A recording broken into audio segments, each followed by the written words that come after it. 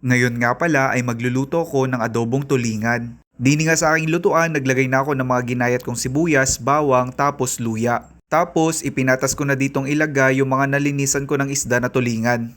Naglagay na din nga pala ako dito ng paglalagay ng toyo. Tinansya ko lang yung paglalagay ng toyo dyan. Nagtansya na din ako ng paglalagay ng paminta. Tapos naglagay ako ng 2 pirasong siling green. Naglagay din ako ng kalahating Knorr chicken cubes. At syempre nilagyan ko din ito ng suka. Tinansya ko lang din yung paglalagay ng suka diyan. Tapos naglagay ako ng 2 pirasong dahon ng laurel. Naglagay din ako dito ng konting mantika. Tinakluban ko muna ito at papakuluan hanggang sa maluto yung isda.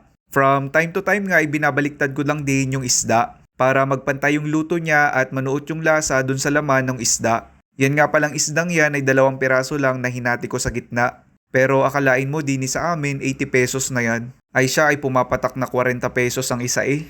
Ay kamahal na talaga ng mga bilihin ngayon. Kung hindi lang talaga ako nagkikrave sa ganitong isda ay hindi ako mabili. Sa puntong yan ay konti na nga lang pala yung sabaw. Alam nyo gayong ganitong luto ay natutunan ko sa aking lolo. Tapos yan nga pala yung isa kong paboritong kainin nung bata pa ako. Kasi ang sarap talaga magluto ng lolo ko nung ganito. Kaya trinay ko magluto ng ganire baka sakaling makuha ko yung timpla niya. Nakailang beses na din nga pala ako magluto ni Re kaso hindi ko binibidyo. Siya kung kayo napapaibig gumawa ni Re ay kayo magluto.